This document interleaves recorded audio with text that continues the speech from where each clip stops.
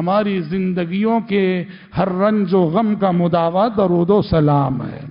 ہمارے جو ٹینشن ہوتے ہیں، ہمارے جو غم ہوتے ہیں، ہمارے جو درد ہوتے ہیں، ہمارے جو دکھ ہوتے ہیں، زندگی ہمیں جو زخم دیتی ہے، ان زخموں کا ایک بہت بڑا علاج،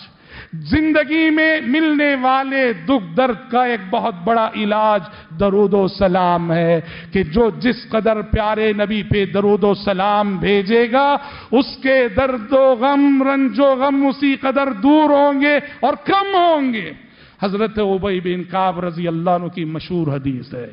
ابی بن کعب رضی اللہ عنہ نے ایک مرتبہ پیارے نبی صلی اللہ علیہ وسلم سے عرض کیا،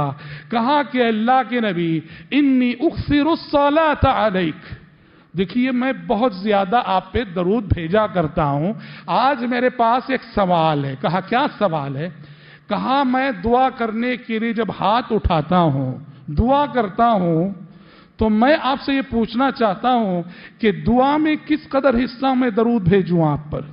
کیا دعا کا 1/4 حصہ میں درود پڑھوں؟ یعنی دعا کو اگر 4 حصوں میں تقسیم کر دیں، 1 حصہ درود، باقی 3 حصے اپنی ضرورتیں۔ آپ نے کہا ما شئت وان زدت فهو خیر لک، کہا کہ جتنا چاہے، 1/4 حصہ نہیں،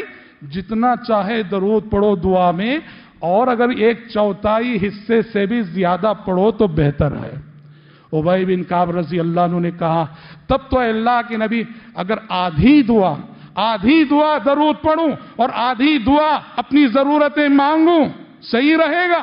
آپ نے کہا ما شئت وان زدت فهو خیر لک، کہا کہ جتنا چاہے پڑھ سکتے ہو، آدھی دعا نہیں، جتنا چاہے پڑھ سکتے ہو، اور آدھی دعا سے زائد بھی اگر درود پڑھو تو تمہارے حق میں بہتر ہے۔ ابی بن کعب نے کہا تب تو اے اللہ کے نبی 2/3 دعا کا حصہ درود پڑھوں گا میں،